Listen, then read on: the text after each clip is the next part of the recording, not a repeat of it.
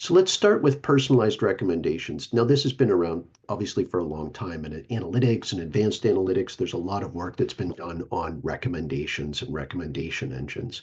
Let's start with the use cases around these recommendations. First, additional product recommendations in the purchase process.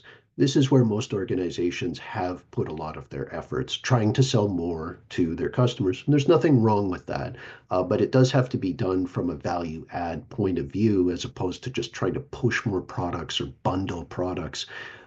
That's where AI can take you one step further in terms of understanding needs of customers and making need-based recommendations as opposed to recommendations that you need as an organization or you desire, I guess I should say, in terms of selling them more product.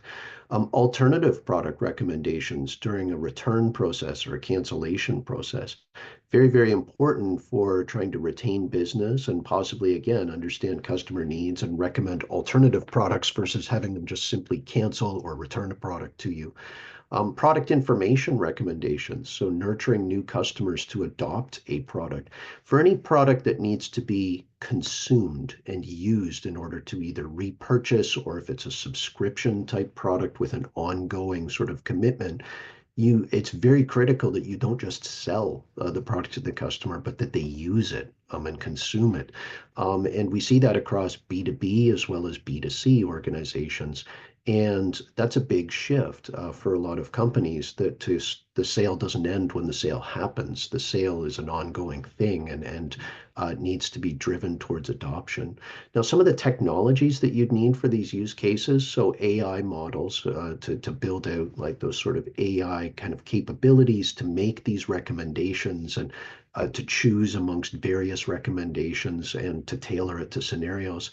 Machine learning algorithms, learn from past recommendations, learn from customer needs and data that you've gathered around the customer and their relationships. So that if that's a B2C scenario, we're talking households or other influencers. If it's B2B, it's other members and contacts of an organization to get an accurate picture of the organization itself.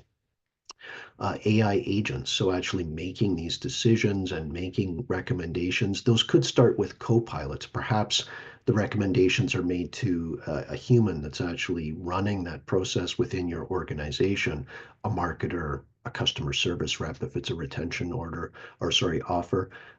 However, maybe over time, those co-pilots grow into agents as you start to trust them and monitor them and they're making the right recommendations and a 3D customer view for data science. And what do we mean by that? It's an evolution past what we've known as a customer 360 view, which tends to be somewhat flat and tries to organize the data, either the core data or as much data as possible that we currently know about a customer. But seeing a customer in 3D is about understanding all past data as well as current data about a customer and then putting it in the context for the interaction at hand. Because frankly, once you put it all together, you have too much data on each and every one of your customers. And that might sound like an oxymoron at first. Is that a bad thing? Well, it is if some of it's noise. And when you put it in the right context for what the particular interaction is, the AI is going to become a lot more precise, the decisions, the recommendations, et cetera. And that's putting data in the right context.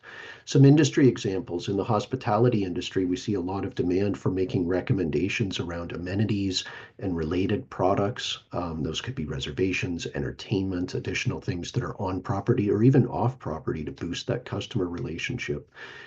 Some insurance organizations that we've worked with have focused on recommending adjusted coverage to reduce premiums for non-renewing customers, particularly in times of economic uncertainty. There can be a lot more switching for cost reasons. Helping customers and being proactive about recognizing when that's going to happen lets you get in front of it and make intelligent recommendations to adjust coverages and deductibles that could ultimately reduce premiums but retain that customer. B2B technology or software, proactive outreach around products for walkthroughs and case studies to help drive adoption. There's a particularly important problem in that software industry. Frankly, we see it in B2C with apps as well, where people take technology, but they may or may not adopt it fully. And prompting them and helping them along that adoption curve helps drive consumption of the product and ultimately revenue. Next steps that we'd recommend around this use case, firstly, evaluate your customer data in your lakehouse or your data lake or your cloud data warehouse or all of the above. Look at the data that you have and make sure that it's well connected and that you have a lot of past recommendations as well as the outcomes of those recommendations to start building or feeding into that machine learning model. And then apply entity resolution to ensure accurate customer views within your lakehouse. Data isn't as well connected as it should be. Sometimes customer data is matched at sort of a core level around core systems and a core amount of information, but peripheral information like campaigns that have been sent out to customers, their responses, i.e., recommendations, are often not always attached to that customer record. That's what we mean by a 3D view of a customer. And being able to attach those within the analytic environment, like a priori, before a data scientist goes in and starts using it, is going to help them because most data scientists and AI developers have to connect dozens of data sets. They may have the primary and foreign keys, okay, but it's still, so you may have a collection and say, hey, here's a collection of 25 different data sets, and here's the primary key that you can use to match it all together. But it's still a lot of work to do that. When I asked them, most of them only join together 4 or 5 data sets. So they don't have the full picture, that full 3D view. Why not do it for them? And then they'll start to use it.